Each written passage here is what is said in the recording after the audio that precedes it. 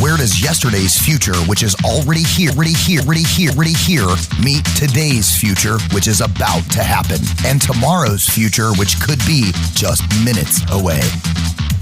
Welcome to Technology Revolution, the future of now. Where host Bonnie D. Graham asks savvy futurists for their predictions about the tech-driven trends that are shaping our future right now. Here's your host, who will take us into the future of now, Bonnie D. Graham. Welcome, welcome, welcome, welcome. You know that means I have 4 guests. We're going to make you laugh. We're going to make you smile. We're going to make you think back to the past and out to the future today. And by the way, that's the wonderful voice of Ryan Treasure, VP of everything. That's what I call him, my pal, my tech guru, and the co-sponsor of this show. So welcome to Technology Revolution. We just call this Tech Rev because we like short names here. So I have a question for our listeners around the world. Do you ever read the cartoons? Anybody remember Beetle Bailey, Hager the Horrible, Garfield, Dick Tracy? Boy, am I going back in time. Dilbert, Pogo, Doonesbury, Peanuts, The Far Side, Calvin and Hobbes, Marmaduke, Blondie? Of course you read. Maybe you heard about them in the womb. I don't know if you're too young, but these are very famous cartoons. Have you ever seen caricatures of celebrities like Adam Sandler, Tom Hanks, Judi Dench, Hillary and Obama, Elton John, Scarlett Johansson, Johnny Depp? Well, these are what I call the funnies. Have you ever admitted to reading the New Yorker magazine just for the cartoons? Those of you who are old enough to know what that means, there's a very big entendre in there. So seemingly innocuous cartoons, caricatures, and comic strips and comic books represent important issues in society. Yes, they do. We think they're funny, but there's always a meaning to them. Years ago, cartoons were handmade. They were drawn frame by frame. Now, many cartoonists use Flash technology, After Effects, and other software to produce movement illusion. Ooh. Caricature artists once relied only on pens, papers, and other tools. Now they use digital artistic tools for molding their imagination. Oh, I love the way that sounds. I got that from bmmmagazine.co.uk. Storytelling using pictures, often with words, goes back to the ancient Egyptians. A lot of history there. The American comic strip adapted to this for the 20th century. That's according to the New World Encyclopedia.org. And one more thing. Comic books were once created using typewriters, pens, pencils, brushes, inks, and dyes. Now it's all ones and zeros. That means digital. I have 4 artists with me.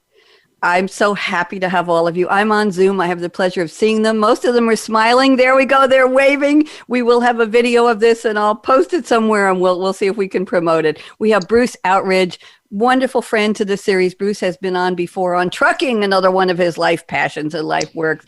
We have Sandra Bell-Lundy with us. We have Rina Piccolo with us and Joe Bluhm. We're going to ask them for their take on the future of technology and the visual arts that they create to make us laugh, make us cry, make us scream, make us dream, or just make us think. So welcome to the future of the funnies, cartoons, caricatures, comic strips, and technology. I'm Bonnie D. Graham, thrilled to be here. Let's kick this off. Time to meet my artists on the show. Bruce Outridge, you're my hero. You're my idol. You know so many people in so many venues all over the world, so many professions. Bruce has brought us the panel today. So Bruce, please, in case there are 2 people in the world who don't remember who you are from my show or from your show, maybe, introduce yourself and tell us just a little bit about what's your take on the relationship of technology to what you do, caricatures. Bruce, welcome. Thank you for having me. It's always exciting being on your show, Bonnie, as we fire up and get ready to go for another great technology show. I'm an artist, a caricature artist. I specialize in weddings and corporate events, illustration, custom illustration. As you mentioned, I'm in the trucking industry, so I'm a podcaster, television host as well. So I think that technology is something that's moving fast for all of us, and certainly for artists. I know that I am very rarely still using paper. I'm using iPads and all kinds of stylos and stuff like that for my art now. With technology, of course, with podcasting and stuff, it's integrating into our lives to a point where you have to use it to keep up. And I think it's even going to go further in the future. So we're looking forward to that. Thank you very much, Bruce. Welcome back. Pleasure to have you. And thanks for your work recruiting these wonderful people. And let's go around the table. Rina, I'm going to you next year. Rina Piccolo, you're up. Rina, please introduce yourself. Hi, Bonnie. First, I want to say thank you for having me on the show. It's really exciting. you said you never met a comic strip artist before you met Sandra. Well, now today you meet two syndicated comic strip artists. I started out doing all kinds of comics and cartoons, single panel gags, and then ended up getting syndicated with King Features Syndicate with my first comic strip, which was called Tina's Groove. And today I've moved on. I did Tina's Groove for 15 years. And today I work as a collaborator on the comic strip Rhymes with Orange, which is a single panel daily newspaper and online comic. And I do that with Hilary Price. She's the creator of Rhymes with Orange. And I just want to say something about technology. It's really interesting how it's impacted my career as just a general comic artist. I used to be quite a Luddite, and I hated tablets for drawing, digital drawing. Not that I hated it, I just didn't want to go there. And when I finally did, and I literally had a door open up. A door opened up for me that just my creativity kind of just blossomed. So there were all these new tools that I had that I had never, imagined what I could do with these new tools. And so now I have the two methods coexist. I do stuff traditionally with pens and inks and paper, which I still adore. And on some other projects, I work digitally, which is, on a Wacom tablet or on an iPad, and several other tools, digital tools. So I went full circle. I'm like, now I say that I like to do both. They can both coexist. Reena, I love what you said. I hate to use the word authentic because it's overused, like amazing, authentic, but you're the real deal, because you admitted that technology, maybe it scared you, maybe it was just the vast unknown, and you've embraced it, and you say it's just enlarged the opportunities for you. That's what I was looking for. That's what we wanted to know about. Thank you, Reena. Sandra, you want to try again? You want to speak, and let's see if we can get you. Oh, yes, Sandra. I put the headphones on. I was laughing when Reena said that she was a Luddite. I think I still am. You sound great. Now go ahead. Reintroduce yourself. We'll pretend you didn't say what you said before when we couldn't hear you anyway. Go ahead, Sandra. Okay. All right. I'm a newspaper comic strip cartoonist. I do the strip Between Friends. I self-syndicated before I was syndicated with King Features. I'm now appear in about 175 papers worldwide. And I self-syndicated before I was with King, which was, pretty difficult trying to be salesperson and creator at the same time. So I still work pretty traditionally. I have bought an iPad, and I intend to learn because I think it will be a big time saver. My friends tell me that it will be a big time saver, and I get tired of using my eraser. And so I'm moving in that direction. And I, as I said, I work traditionally, and then I use a scanner and Photoshop. But I've always been into cartoons. I just love cartoons. I read them as a kid in the newspaper. And I used to draw cartoons of my friends to lampoon them, all in fun, about boyfriends or careers or whatever was going. And that's how I came to do my strip. My strip sort of was based loosely on my friends. And so it's, I didn't want to use the word authentic now because you just said that, but that's what my strip is about. So I do work traditionally. I like having a pencil in my hands. I like doing the inking, but I've been playing with the iPad, and I think I'm going to like that too. I love it. This Bruce. What can I say? Joe Bluhm, you're up next. And Joe, I don't know if you can measure up to these ladies with this authenticity of what's really going on in the world of people who used to just use pen and ink. Joe Bluhm, welcome. And please tell us who you are and what do you think about technology and what you do? Joe? Thanks for having me.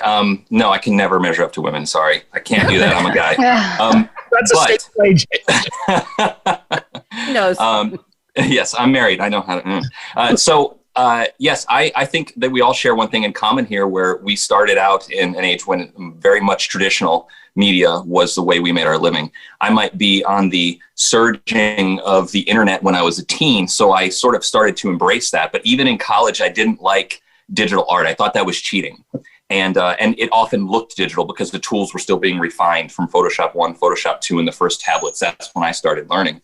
But then once I realized that you can embrace it and make it look how you want, I sort of just continued to grow with the media. So like Rina and Sandra have said, I still like working traditionally, but I always utilize digital tools, typically for finishing. And even if I do that, I like to keep it feeling like it was traditional, so that there's not sort of an obvious veneer of some process, but it might look classic or like it's been there forever. I started as a caricature artist after art school, and I worked in various theme parks, quickly started training people and doing freelance digital work for syndicate freelance illustration is what got me, like, I had 2 hours over a lunch break to deliver a cover for a city paper. Whoa. I had to run home on my lunch break, and I couldn't scan and clean it up. So I had to quickly do digital work, and that's what got me sort of in tune with it. And then from there, I started working in advertising and animation. And that's where I moved to New York and met my friend Rina. And then since then, I've sort of been bouncing all over the place, working traditionally and digitally, but I do children's books, I do picture books, I do graphic novels, I do a lot of writing. I work in animation, short films, advertising, feature films. And that process of collaborating through digital media makes it absolutely necessary to stay on top of the technology. So I'm learning new things all the time. And I think being like a student of technology as it grows and always allowing yourself to say, hey, there's something new, I have to learn it, I think can keep you going, keep you relevant, and then learning new things. Thank you, Joe. Bruce, real deal here. Our Oh yeah, you've got some big talent here, and it's not me. That's the other three. Well, yes, you are. Yes, you are, and you're a collector of interesting people. So that's another one of your skills. A funny story to tell you, directed at Joe and everybody. Years ago, I was a mainframe programmer. I'm now considered one of the early women in tech. Back in the key punch days, where I'd have a box with 2,000 keep 80 column cards, and I don't know why my engineer is telling me my mic is very quiet. Aaron, is that better? Is that better? I'm as close to the mic as I can get. Anyway, so he was telling me that, so I was carrying around the key cards. I'm going to check my audio here. 1 second here. Let's make sure we are. Oh, that's why. Okay, Aaron, is that better now? It should be better now. Sounds good. Okay. Yes, I didn't have my Scarlett mic selected. Well, what do you know? So you do so many things with a computer and you have to recheck your settings every day. So I was a mainframe programmer and doing very, very big stuff, big programs for big companies. And then one day somebody said to me, you're going to start producing a newsletter for the banking executives of New York State, because I work for a correspondent bank. And they said, we want you to start doing this on a Mac, and we want you to design a newsletter. Now, this is back before, this is in the PageMaker days. Does anybody remember PageMaker? This preceded Quark. So they got me PageMaker in a little Mac, and they rented it for me, and I brought it home, and I had to learn literally in 1 week. And I had a friend who owned an advertising agency on Long Island in New York. You know where that is, a couple of you from New York. And he taught me the basics of layout and design.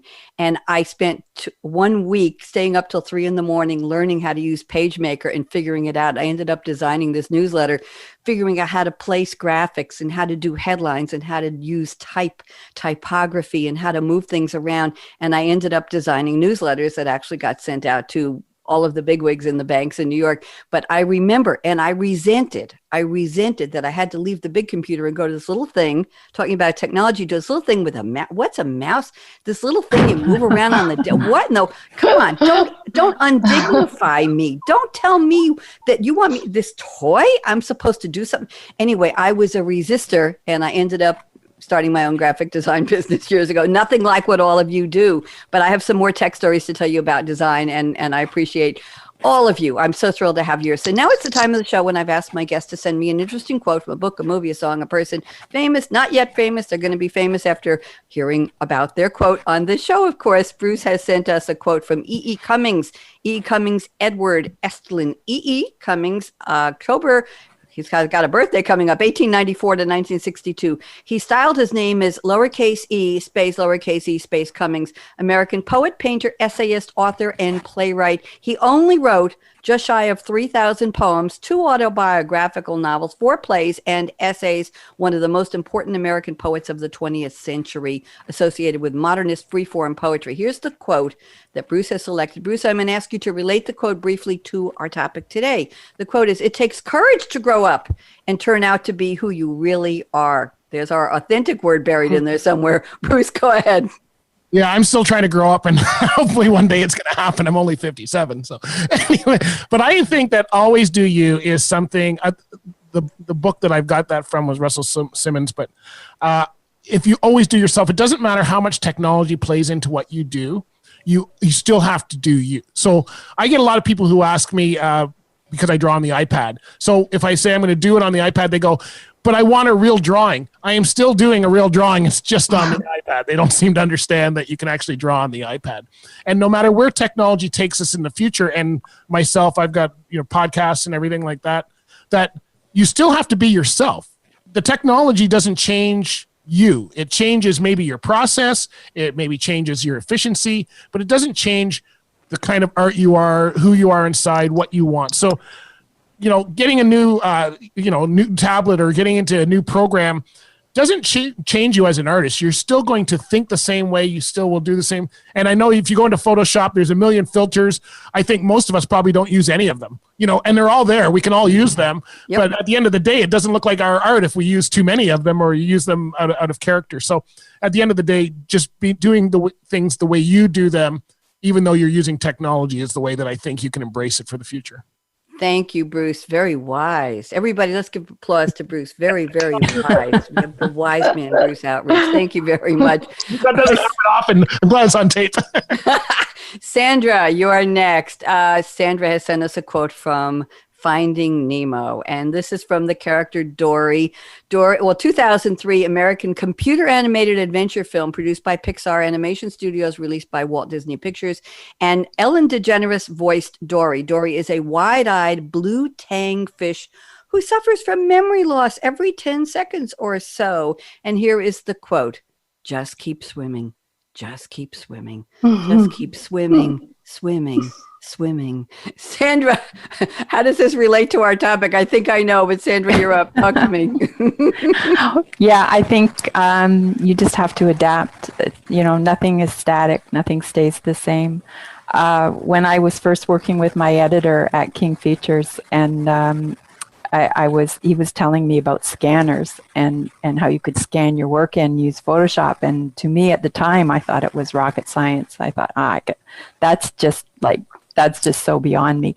And I was sending my work in, and I was late a lot of the times, and I was paying big money to FedEx every week to get my work to New York on time. And that kind of forced me to take another look, and lo and behold, yes, I can learn. and so that's why I chose that quote, is because like I say, I'm late to the ball game in doing an iPad. I know a lot of my peers are using it, but it's like me learning the scanner that I thought was rocket science.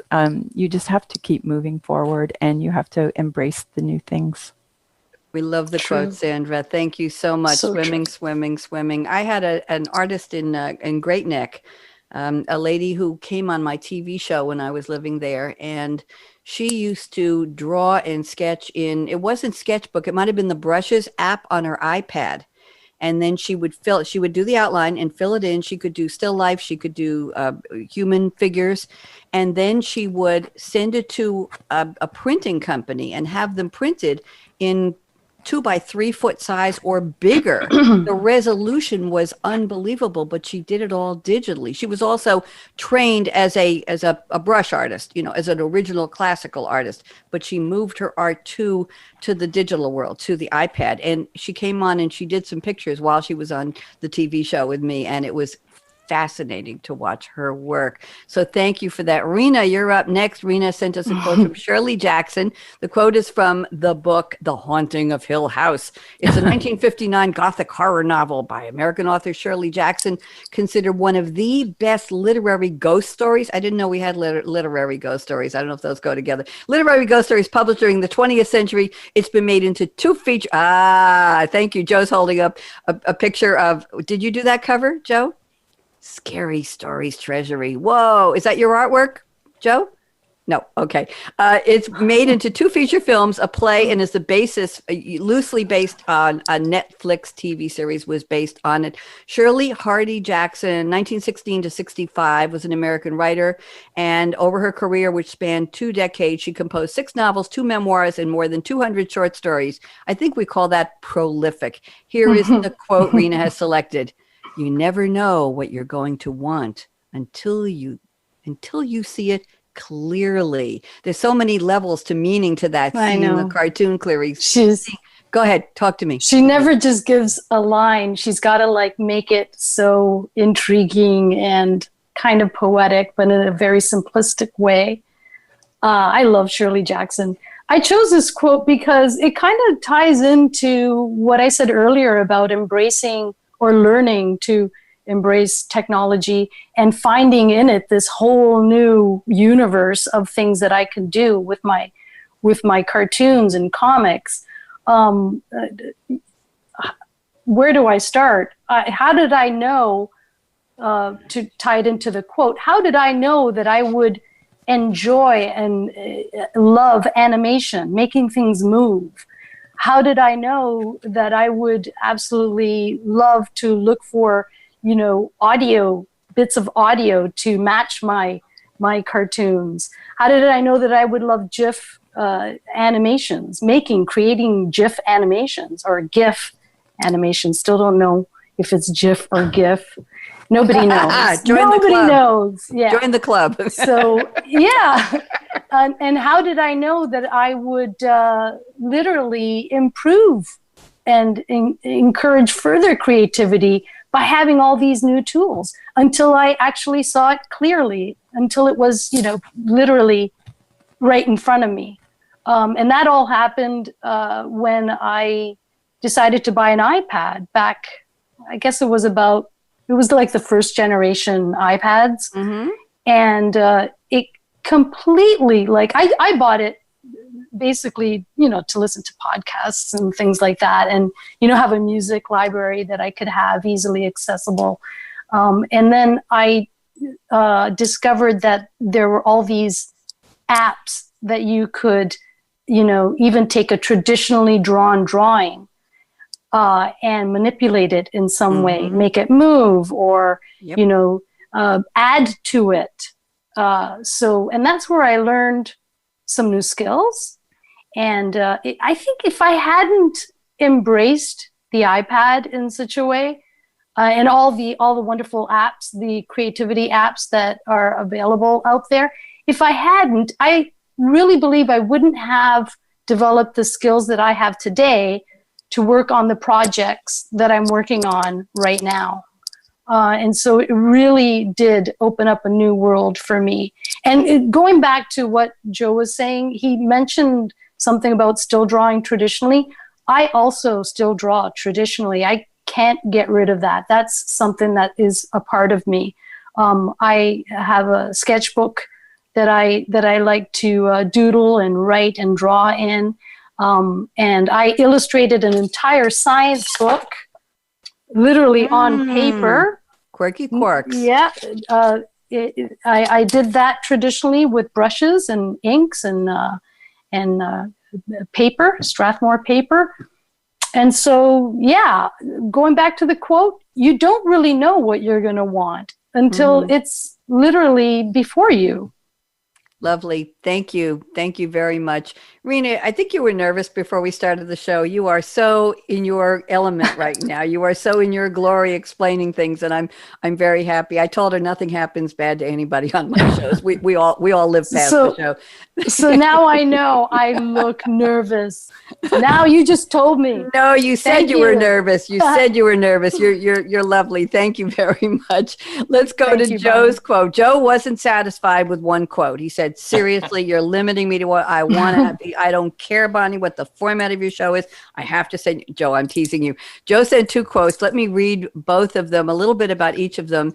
One is from Radiohead, the English rock band formed back in 1985. And this was interesting. The song is called Nude. Okay, we'll leave that one alone. But the working title of the song was originally, and I'll tell you what the song is, the working title was Failure to Receive Repayment Will Put Your House at Risk. Did you know that, Joe? Yes, he knows that.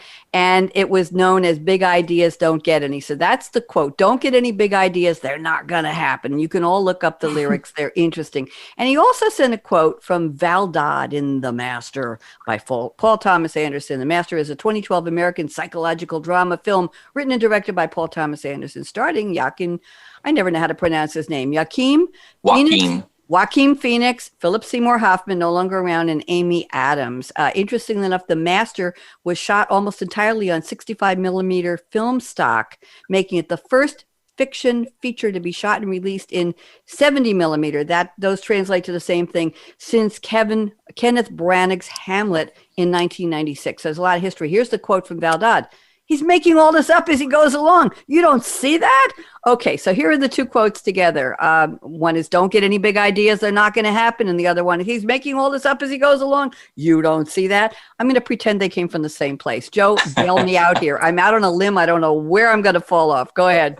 Okay, well, I mean, this is a great show about technology. And we're all here for technology, but also because we're all artists. So these are a little more artist creative centric, because I noticed that we all talk about evolving from drawing on a pencil and paper all the way towards using iPads and Wacom Cintiqs and working in animation and doing all kinds of different things. And these all are big growth steps with technology or without. Like, you need to be able to adapt. And so I think a lot of times as artists, especially artists in the field that I work in animation and illustration and writing, it looks like the big goals from the people who succeed that you look up to are unachievable. It looks like, well, I'm not Brad Bird, or I'm not that director that I like, or that writer that I love, and you feel like it's unattainable. So but artists are also very very stubborn and contrarian sometimes. I know I am. So I look at that and I say, a line like that does 2 things for me. Don't get any big ideas. They're not going to happen. One is it tempers you to realize that what matters is what you're doing. And if you can be happy, if your name is never in lights, then that's the most important thing. But also it puts a saddle on your back to buck and say, oh yeah, I'm going to make something happen. And it motivates you. That edge, that contrarian edge pushes you.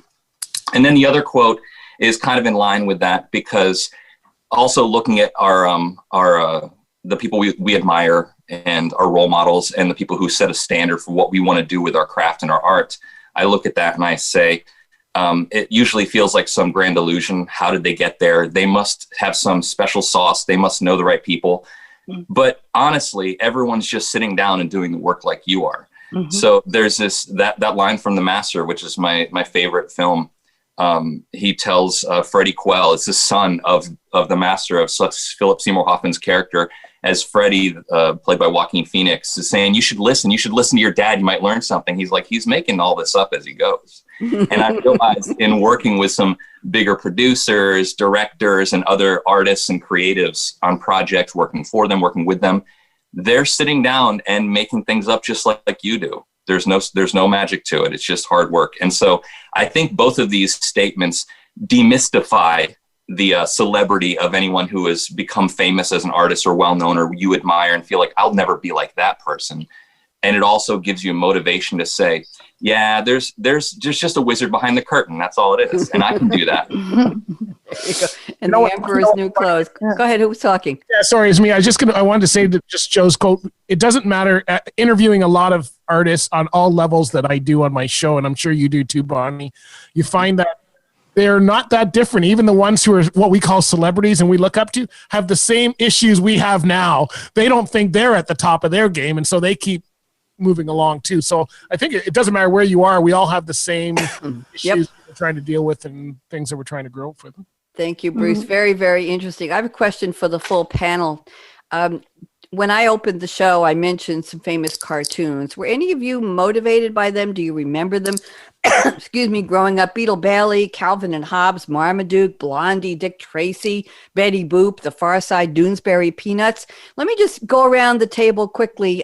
Bruce, let's start with you. Did any of these motivate you? Did you say, oh, I want to do that when I grow up? Did you, Bruce? Yeah, I have all of their books still, along with all of them. All these artists' books, and I have all theirs as well. Yeah, I mean, that's how I learned to draw a lot of times, was looking at those same cartoons and reproducing them in my own way. So I absolutely love those, and they're still a strong inspiration for me today.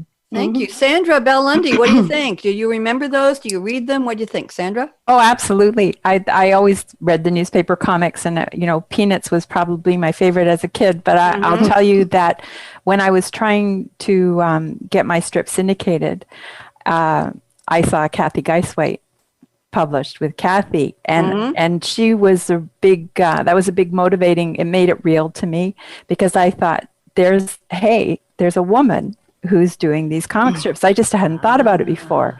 And then a few years later, I saw Lynn Johnston was For Better or For Worse all of a sudden. And I thought, there's another woman, but even more than that, it wasn't just another woman, it was a Canadian woman. And that, for me as a Canadian, just made it all the more real. So, I mean, I'm a fan of all kinds of comics, but I was really inspired by seeing other female creators.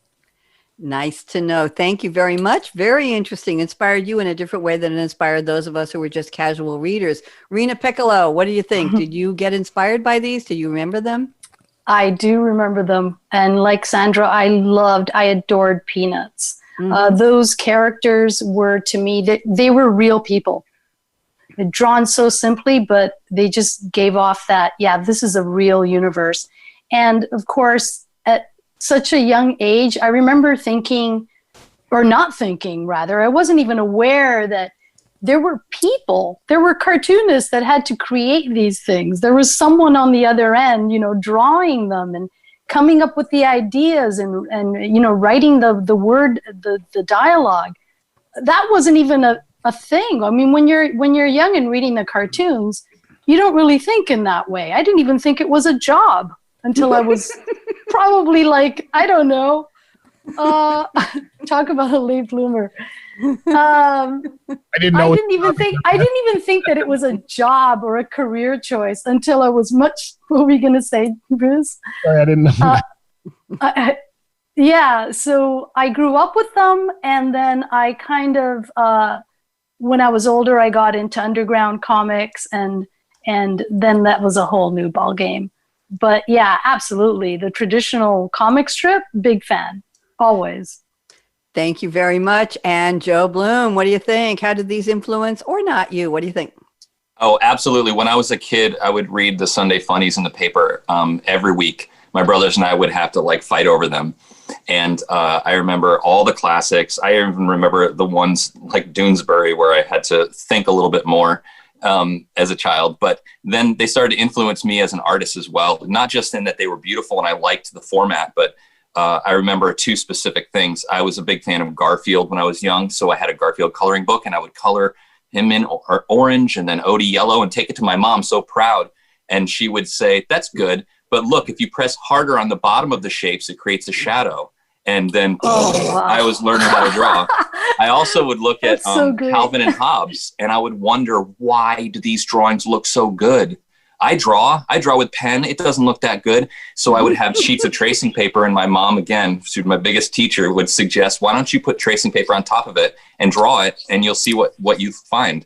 And so I would trace it. And I realized with my mechanical pencil, I had to make it wider in some areas and fill it in.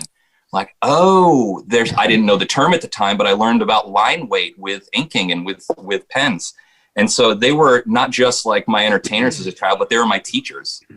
Absolutely fascinating. I'm going to tell you what my favorite cartoon was, and I don't know, Bruce, I haven't even ever thought about this, but while you're all talking, my favorite was Brenda Starr Reporter. And it was created in 1940, way before I was born. And it was in the Chicago Tribune Syndicate, set in Chicago. Brenda Starr Reporter initially was the only Chicago Tribune Syndicate strip not to appear in the Chicago Tribune newspaper. Interesting. It went from 1940 to 2011, considered a soap opera and adventure. Interesting. But I was fascinated by Brenda Starr Reporter. I didn't know I'd end up in media years and 6 professions later. So I just realized, and I think she was a blonde. I thought, no, she's a redhead. Oh my goodness. I ended up a redhead too. There's a lot of meaning in what I just said. So let's go back. Let me put this down. Thank God for Google and Wikipedia. So here we go. Let's do our predictions now. We're going to go really fast. Take about 60 seconds to just explain a little tiny bit about your predictions, because I want to see if we can cover a lot. So Bruce Outridge, your first prediction. I'll do one from each around the table, then we'll go to second, third, and maybe the fourth. Bruce says technology will continue to revolutionize the world of art. How? Bruce, talk. It's gonna keep going. People are gonna keep finding new ways to use it within their art, and new art was going to be created because of it. So it's going to be really strong. But I hope it doesn't cheapen art. I hope it doesn't cheapen the end product, because there's a lot of work that goes on behind that. Good point. Sandra Bell-Lundy, number one prediction. E-commerce. It will continue to become an important aspect in selling comic-related products. I'm thinking of books as one example. Sandra, tell me more, please. Yeah, I'm actually working on a book through Amazon and probably a few other outlets right now, and I think it's just going to expand our reach and let us, we won't be as limited by. I don't think real books are going to go away. Like I think there's still a value, and I think there's something about your favorite book you would like to have and hold in your hands. But I do think the e-commerce aspect is going to continue to increase. Thank you very much. That thing about real books, interesting. I used to, in my earlier days in radio, when I interviewed authors, I would always have them give me or send me the real book. And when I moved from New York to North Carolina, I realized I had thousands of books. To me, it's almost sacrilegious to destroy a book, to throw it away. The only books I've ever thrown away were books that were so badly written that they offended me as a reader, that somebody didn't edit them, didn't do it. Never mind. But I did give books away. So I gave them to friends, and a friend of mine filled his trunk with books that I didn't want. I always said to people, if you don't want it, give it to somebody else, pass it along. Filled his trunk with books before I moved, and he's a tennis player in the Queens public courts, Joe, and whoever else is from the arena. And he went to the courts in Queens, and he opened up the trunk, and he said to everybody on the tennis court, I've got a trunk load of free books, take what you want. And people went in droves, and in 10 minutes, cookbooks and storybooks and novels, everything was gone. And I thanked him, because it was a lovely thing to do and share. So I feel very strongly about books. Thank you. Rina, you're up. Prediction number one. Yes. Virtual reality entertainment will become more marketable and more accessible than it is right now. Rina, go ahead. A quick Google search that I did this morning totally trashed my prediction. So my crystal ball is a little foggy today. Could I change that to not virtual reality? Although, some technologies do need years and decades to really become like a household thing. If you look at the history of the TV set, the TV was invented long and long before the 50s and 60s, and when people actually had them in their homes. Yep. But my prediction is more to do with 3D environments. I see entertainment, and of course cartoons and comics is entertainment. It all ties into the same kinds of art forms.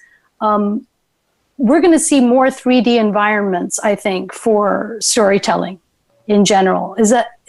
Should I go on, or are we go on a little bit. That's actually your prediction number 4. Comic art and 3D environments will need. It ties in. Yeah. So talk for about another minute, and then we're going to move on. Go ahead. You're good. Okay. Rina. Well, right now I'm working with a software called Mental Canvas, and it allows you to draw spatially, which you're drawing in 2 dimensions, just like a flat drawing, but you're able to move the drawings so that they're in 3 dimensions, which gives the viewer the ability to literally walk through a cartoon on their screen using either touch screen controls or desktop controls.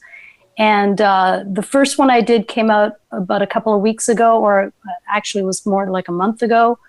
And it got a huge response, just an amazing response from readers. People are asking for more. So I'm thinking, and the people that I'm working with are thinking, that this may be, the comic strip of the future, one in which you could actually navigate and control yourself.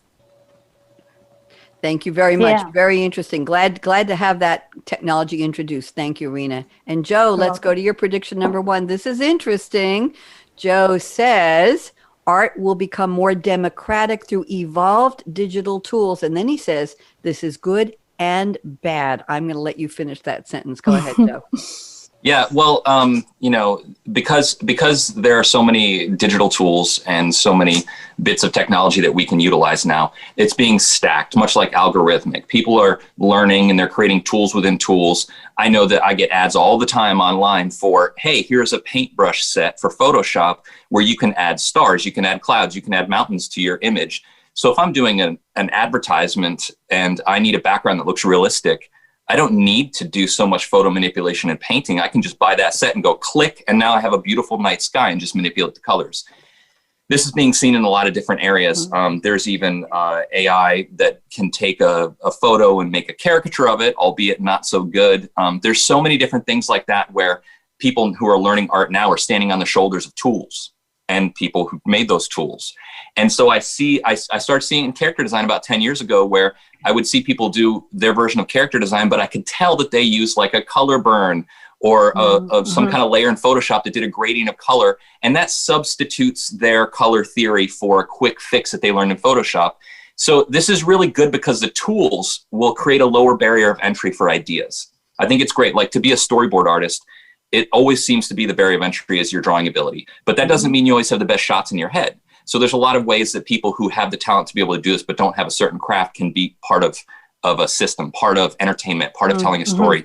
But the bad thing is on an artistic level, for someone who wants to learn to draw and paint, I feel like there's not as much pressure to be able to learn fundamentals when so many things are handled for you. So I think that there's going to be a rift of lots of talented people jumping into a medium. And then there's going to be the negative of bad versions of art and people who don't know fundamentals and they're shortcutting themselves. Joe, very well taken. I think that publishing has done the same thing to writing. Yes. Oh. I think that the democratization of anybody can write a story and sell a novel has led to unedited, unreviewed. I know reviews are always an opinion and it's all subjective, but bad writing is bad writing. And I have a problem with that. Anyway, let's not go on that tangent. Bruce, prediction number 2. This is interesting. The future will take us into the past. Now. So we can meet and paint with our past heroes. Oh, Bruce, I like this. Talk to me. Yeah. Well, you've already probably seen it.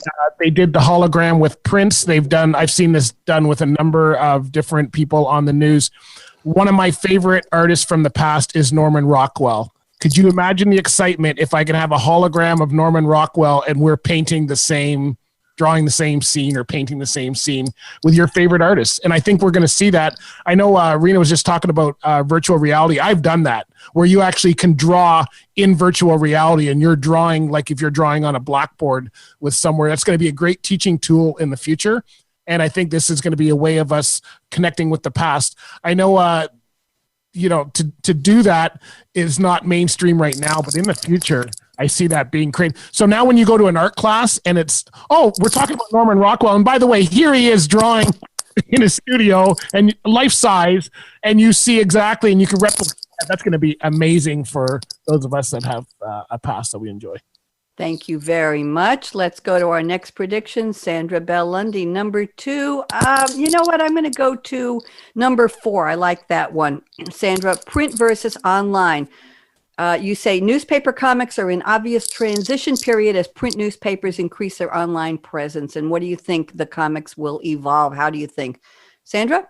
Yeah, well, obviously newspaper comics, newspapers are in a huge transition period.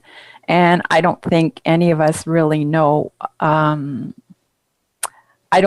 Honestly, I don't think newspapers are going to disappear completely, but I could be wrong, or maybe that's hopeful thinking. But I think that with the newspaper comics, we're online and we're in print, and some of my income comes from print, but I'm also making online. And then, you know what, this prediction is almost a big question mark in my mind.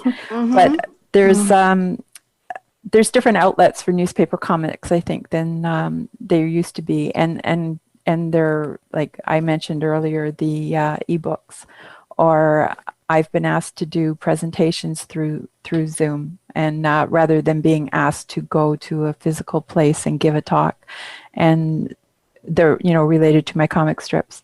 So that's a little bit of a convoluted answer, because the prediction is it's fuzzy in my mind, and I think in everybody's mind.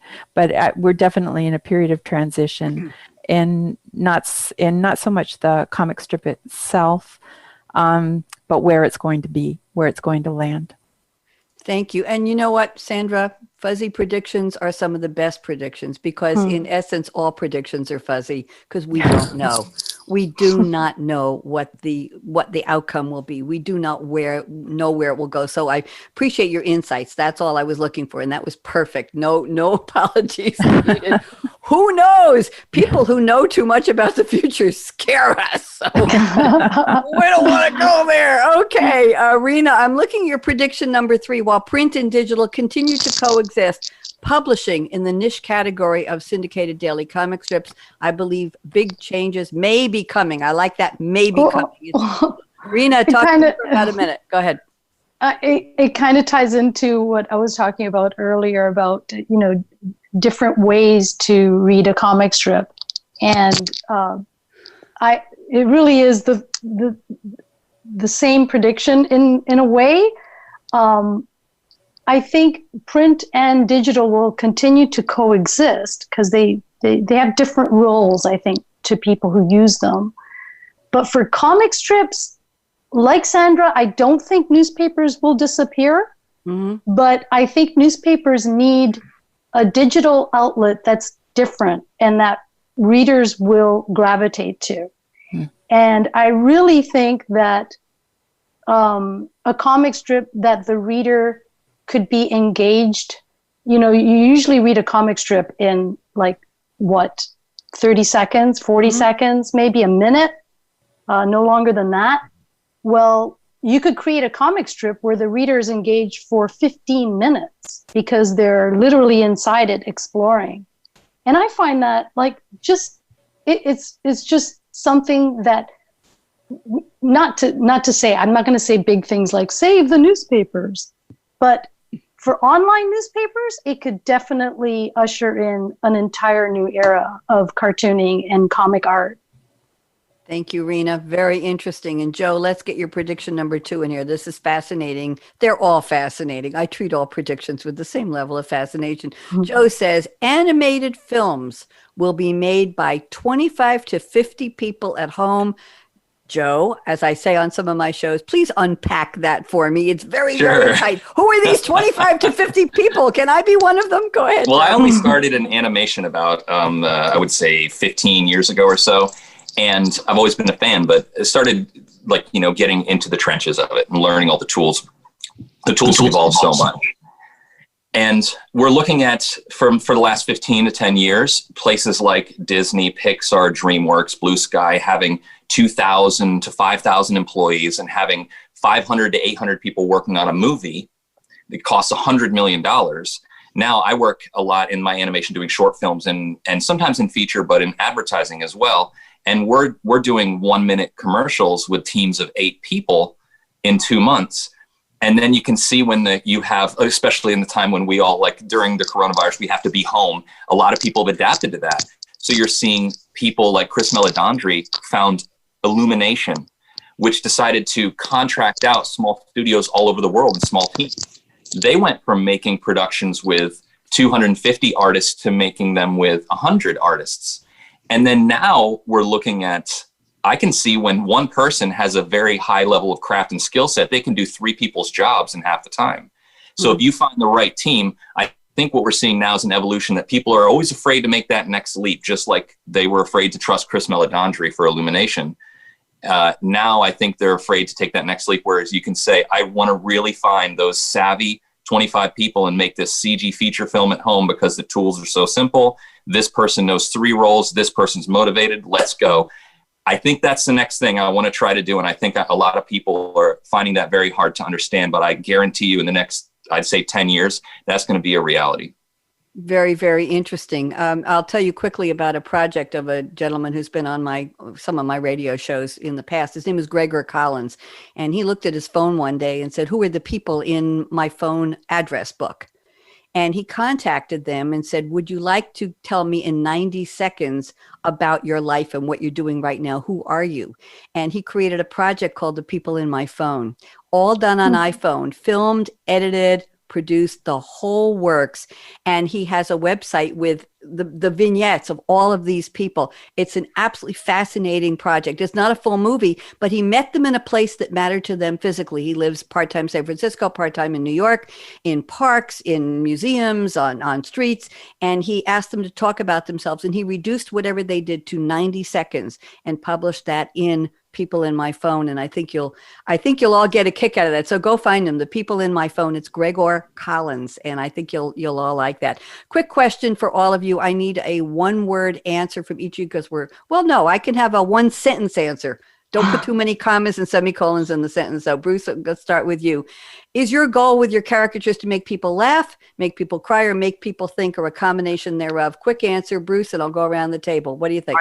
Mine is certainly to make people laugh. That's why I love events. Just want them to laugh.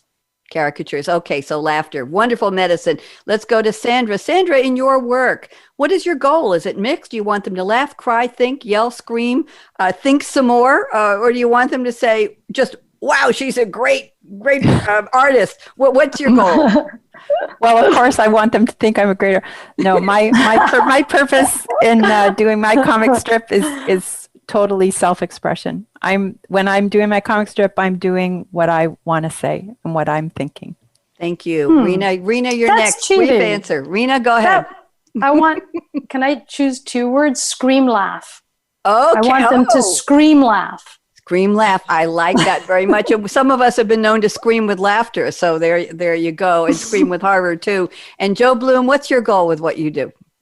With the books and animation, I'm mostly focusing on sharing stories that I think have a universal truth of love, compassion, connecting, and understanding. Thank you very much. Thank you to, love, compassion. Wow. You nailed that one, kid. What a great round table. I can't thank all of you enough. I know some of you have never done this before or only once with Bruce. So thank you for trusting to come on Technology Revolution with me. I've only met Bruce, and thank you for sharing the hour with me. I really appreciate it. Thank you to our engineer extraordinaire, Aaron Keller at Voice America World Talk Radio, the business channel. And everybody give a round of applause to Bruce Outridge for putting this together. Bruce. Thank you. Thank you, Bruce. So much, guys. Thank you, Bonnie. Oh, my pleasure. Yeah, thank you, Bonnie. Again, for other panels, thank you. I had a wonderful time. So I'm just going to say to our audience, we're almost out of time. Thank you for tuning in to Technology Revolution, the future of, everybody say with me, now. Come on. Now. There we go. And remember, the future of now didn't happen yet. If anybody says to you, the future is already here, they're wrong. That was yesterday's future. Let's all go out and make today's future the best one ever. Nice. We've got a lot of work to do. All of you, keep people smiling and laughing and screaming and yelling and saying, what a great artist, and keep doing what you do. I appreciate all of you. Everybody wave bye-bye. Bye. Thank you for joining us for Technology Revolution, the future of now. Mark your calendar to join host Bonnie D. Graham every Wednesday at 8 a.m. Pacific Time, 11 a.m. Eastern on the Voice America Business Channel to hear how technology is impacting your future now.